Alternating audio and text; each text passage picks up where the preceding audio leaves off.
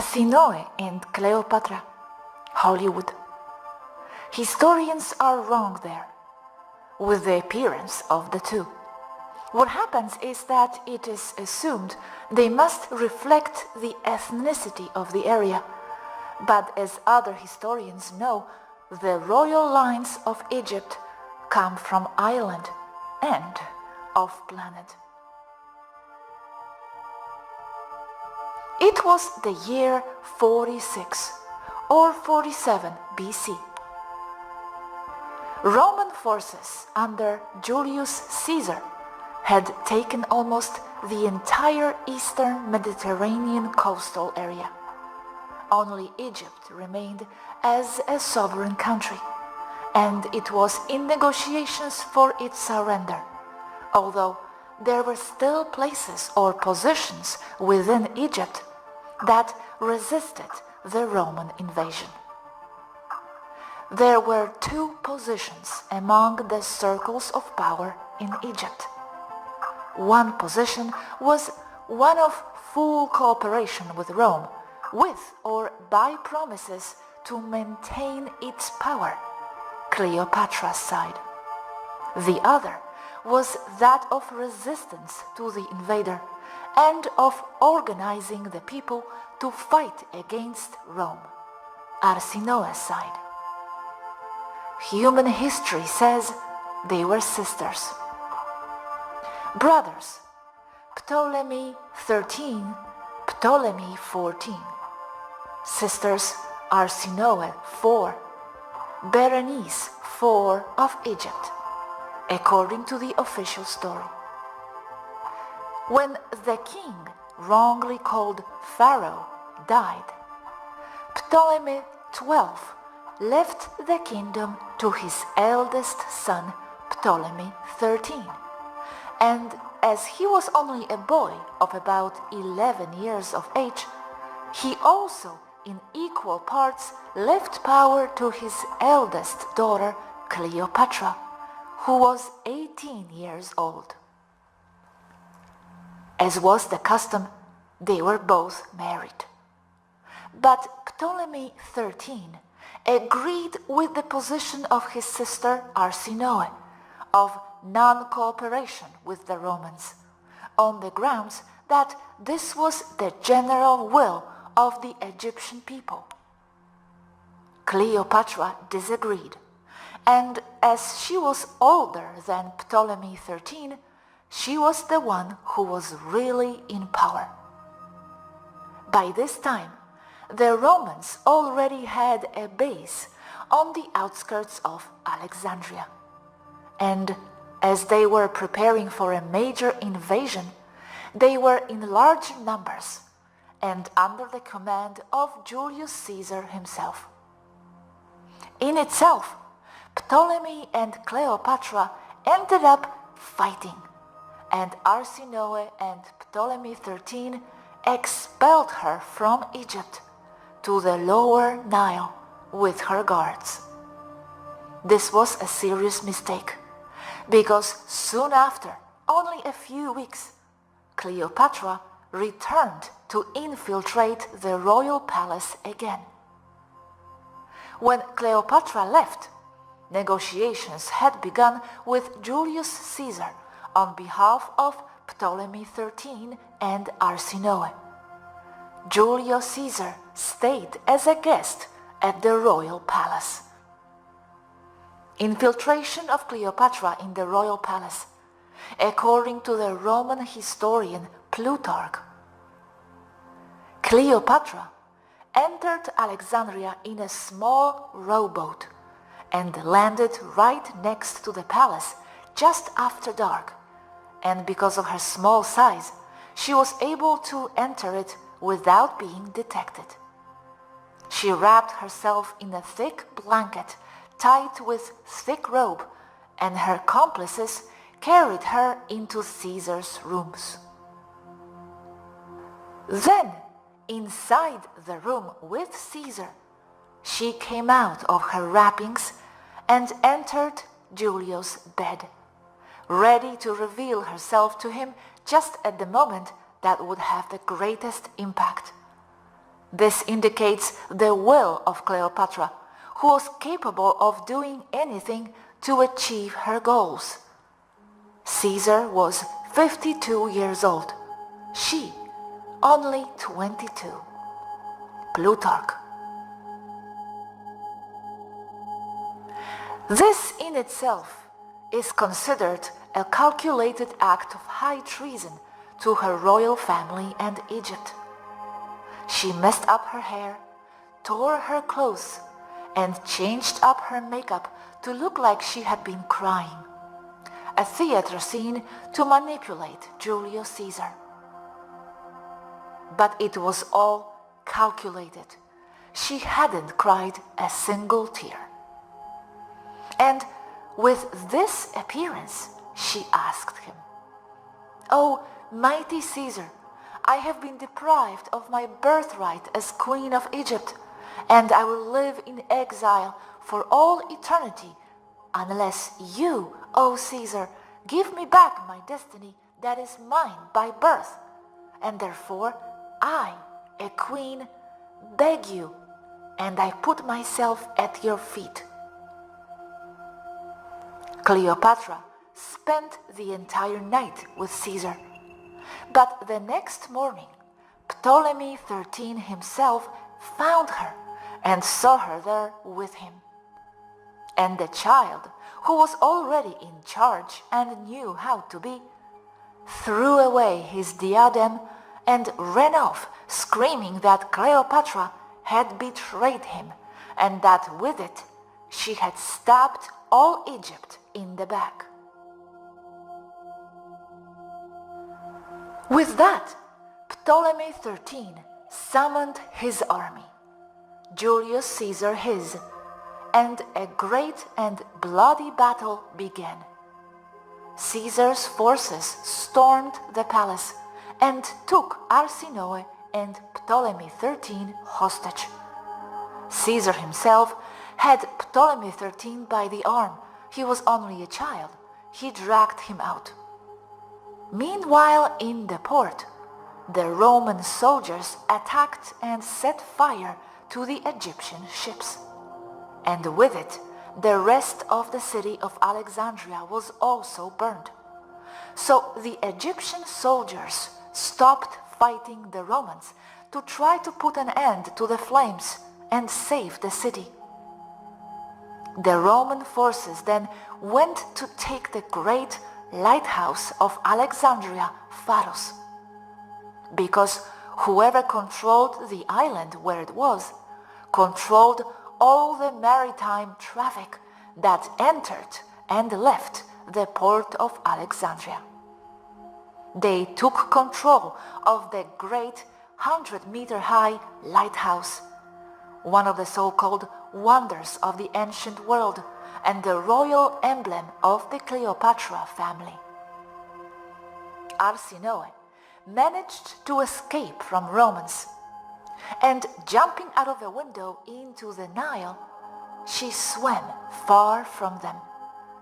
And she immediately managed to contact the Egyptian leaders or generals who were doing their best to confront the Roman legions and at the same time save the city from the flames. At this time, the generals and the people against Rome, that same night, proclaimed Arsinoe as their queen, as the one who would lead and guide them against Rome.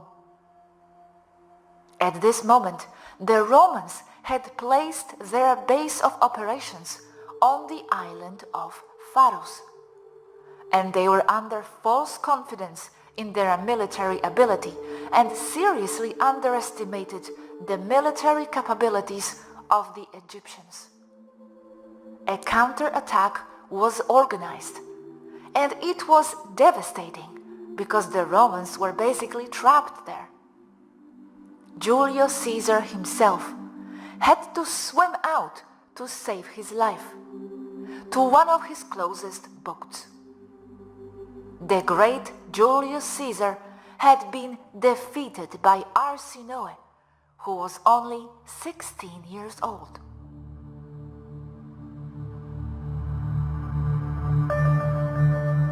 But that didn't last long.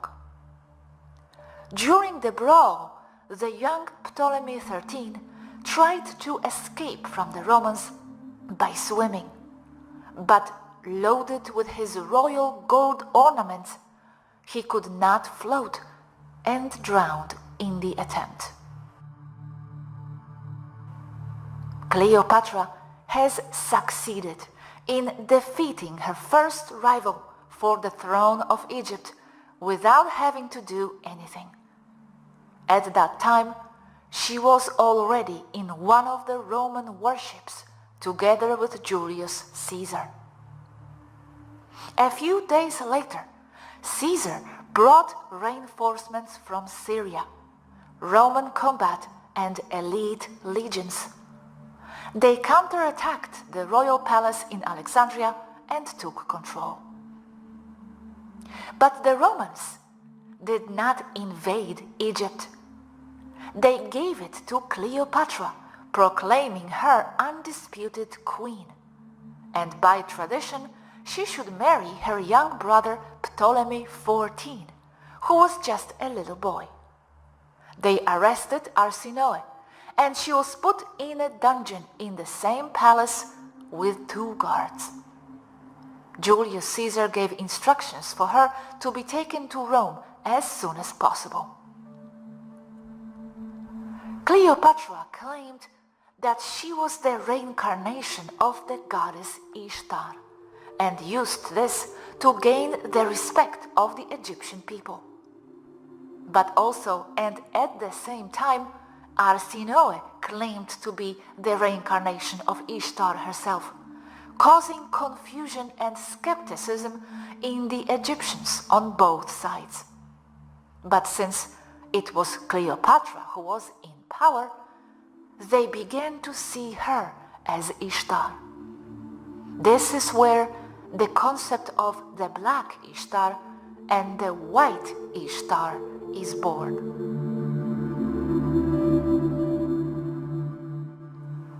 Using a trick of the time, at night, servants loyal to Arsinoe managed to reach the small dungeon window from the outside, and they poured acid on the bases of the bars.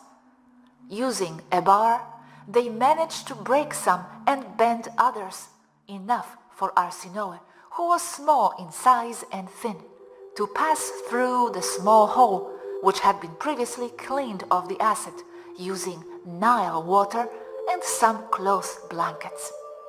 From there, they moved her to a small rowboat, and in the darkness of night, they crossed the Nile to a small waiting caravan with cart, supplied by the resistance against the Romans.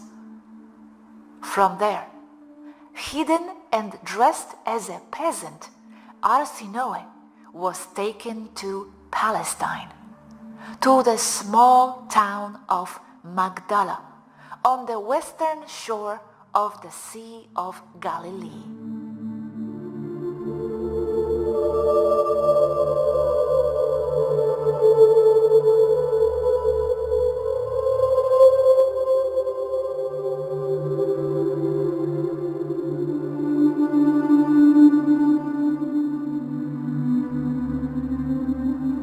In Magdala, she was contacted by members of the resistance against the Roman occupation. Many already knew that Arsinoe had escaped from the Romans a few weeks earlier. Knowing who she was, she soon began to give her advice and instigate the Palestinian and Jewish leaders and give them ideas on how to fight the Romans. Becoming a military strategist against the Romans and introducing concepts of guerrilla and asymmetric combat. At the same time, and as it was her nature, she began to give her teachings about consciousness and how the universe worked, how to treat people. And little by little, she gained popularity in the area, even without wanting to.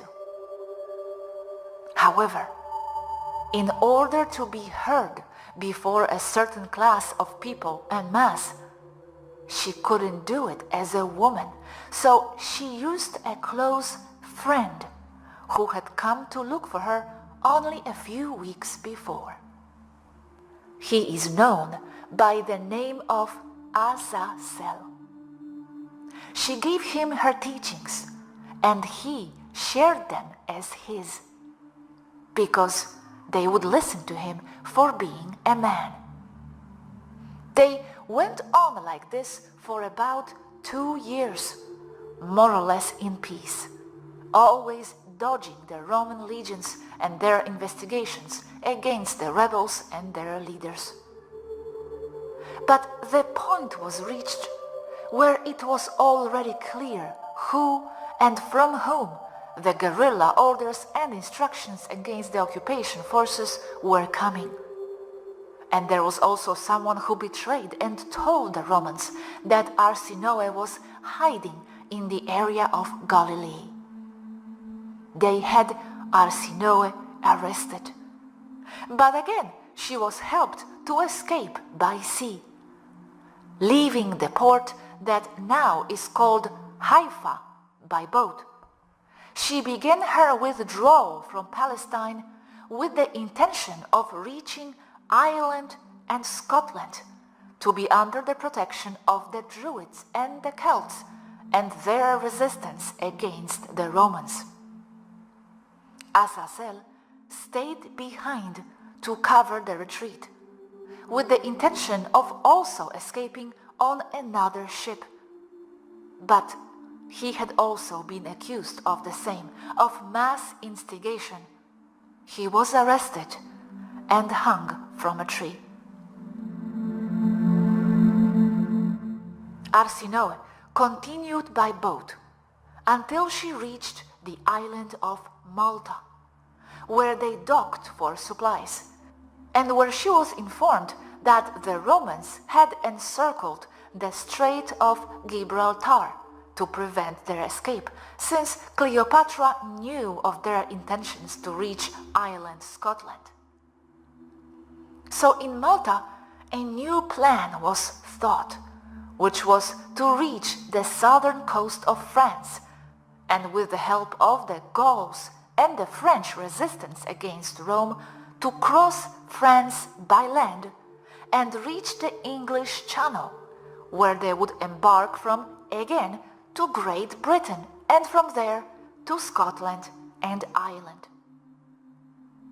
2.5 weeks later, the small ship reached the coast of France, just south of Montpellier, from where it contacted the French resistance, and they agreed to help her cross France by land.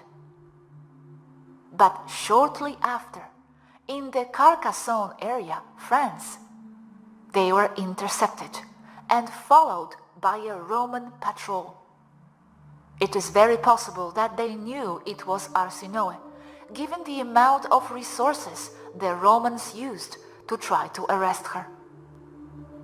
So she and her group were forced to move south and seek refuge in the area of the Cathars Mountains of France, where she remained for the duration of almost a year, at the end of which she began again her journey to cross France.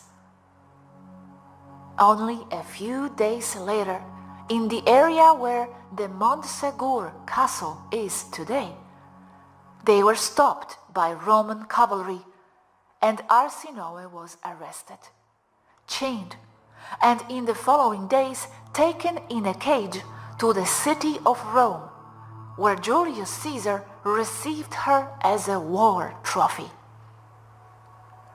Julius Caesar condemned her to die in the Colosseum, to be devoured by wild beasts. She was locked in the Colosseum itself while they were preparing the big event. They built a huge replica of the lighthouse of Alexandria, which was perceived as the emblem of the royal family of Egypt and of Arsinoe in particular, given the victory against Rome a few years before that. They would burn down the great lighthouse, while Arsinoe was to be eaten by the beasts below. And publicity was spread all over Rome of the great event, and that the great Iulius Cezar had in his power the Egyptian princess queen, the same one who dared to insult him and the great Rome.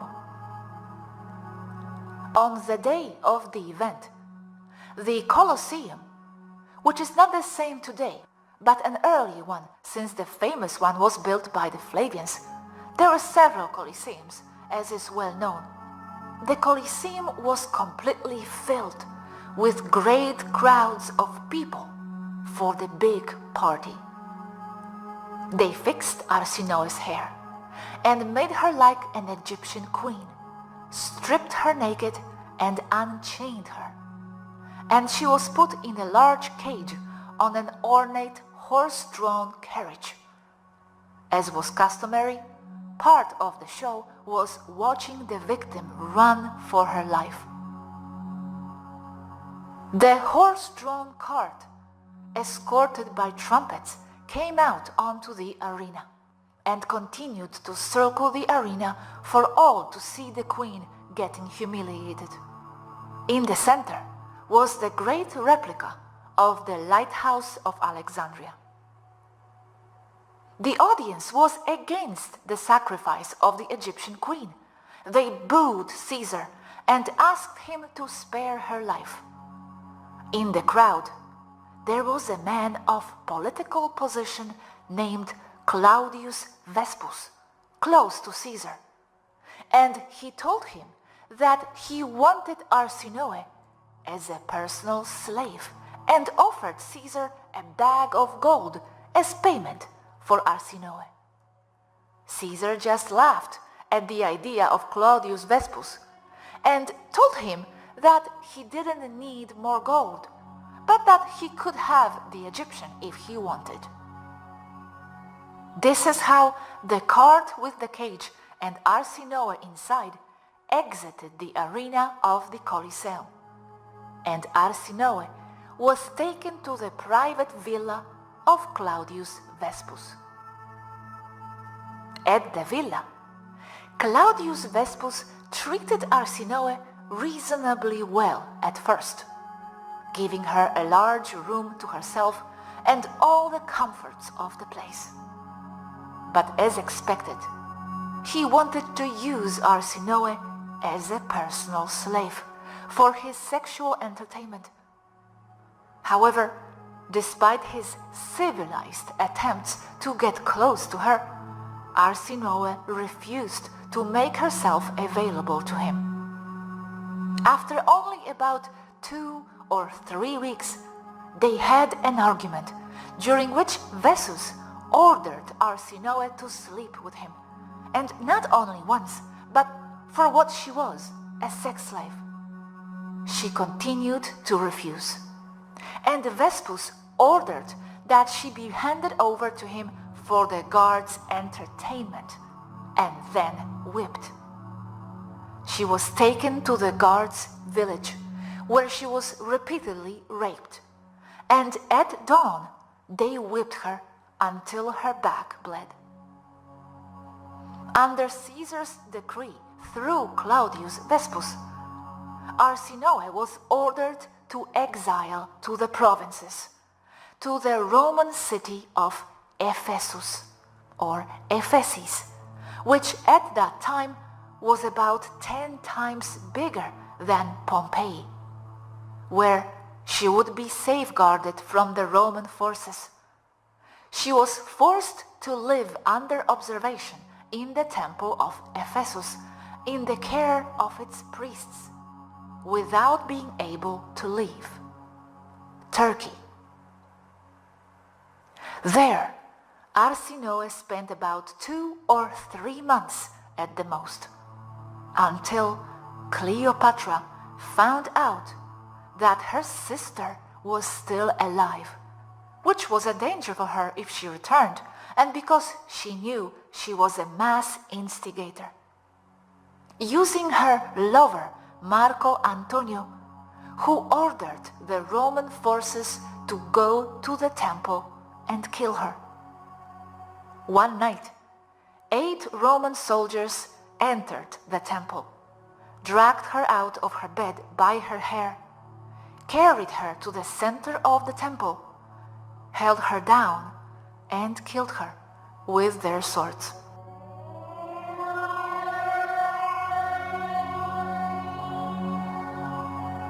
There she was, buried in a small tomb, shaped like a lighthouse, the octagon tomb, or 8-sided, like the very structure of the lighthouse of Alexandria.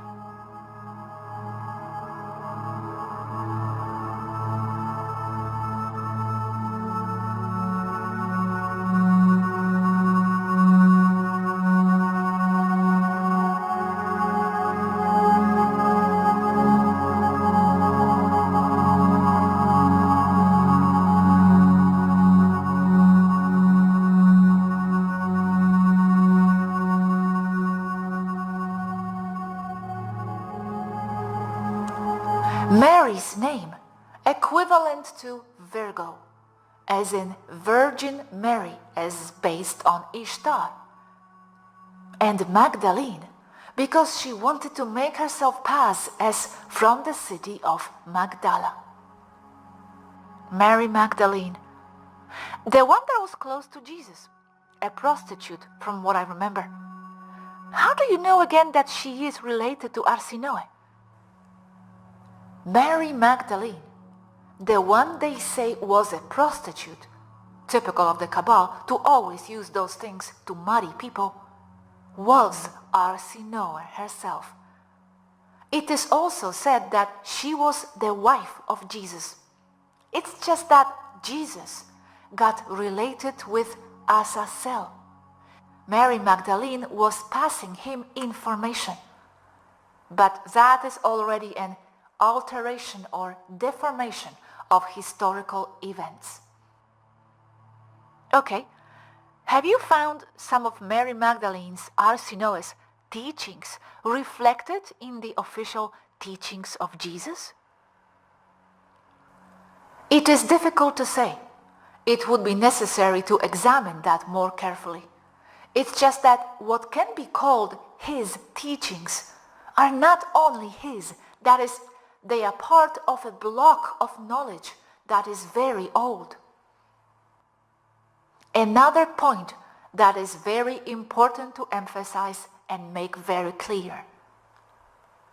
Leaving aside the non-linear characteristic of time, being linear only from the point of view of the progressive perception of an individual's life experience, these events do not entirely coincide, for the most part they do, with what they describe in scriptures. This is because Josephus and his scribes modified all the dates to artificially coincide within their agendas and their writings. The story of Jesus is nothing more than an astrological compilation mixed with local paganism, such as Osiris, Ishtar, Judaic paganism, such as Akhenaten, Moses, Gnostic paganism focused on ancient Proto-Judaism, and a mixture of modified anecdotes from Titus's military campaigns. His teachings are almost entirely Roman Stoicism, promoted precisely by the Flavians, Vespasio and Titus. This is very evident throughout the pro-Roman approach to Jesus, not only with their giving to Caesar what is Caesar's, but also in several biblical passages, Jesus tells his followers that they must pay their taxes to Rome.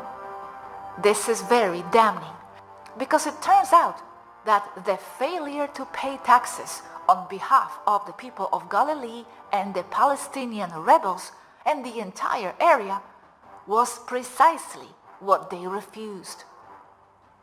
Almost nothing of Jesus, if anything out there is found, is really unique to him as it is attributed to Jesus as authorship. Mary, which is equivalent to Ishtar as a name, Magdalene, was a mass agitator with a goal to promote civil disobedience. And she worked through Azazel many times, not always. Now, today, in the New Age, the same thing is still promoted, that spiritually advanced beings don't fight. They just turn the other cheek. This is Roman Stoicism, today reflected in the New Age. New Age people not defending themselves is more Roman Stoicism, and it is what the Cabal wants. To reuse those formulas to calm and control the masses, especially the so-called awake. Dar Ptolemeu's example of this. Here on the ship, there are several cats with various personalities. There is Moon, that is a kitten that is very affectionate and is all love. It does not defend itself from any attack. She only screams for help when disturbed, and therefore everyone else is teasing her just for fun. Then there is the other extreme, La Kali, Teresa, who is the alpha cat here. She gets angry and hits all the other cats, and therefore no one comes close to her. But she lives in constant anger. And then we have Ari, a very calm cat. He does not mess with anyone.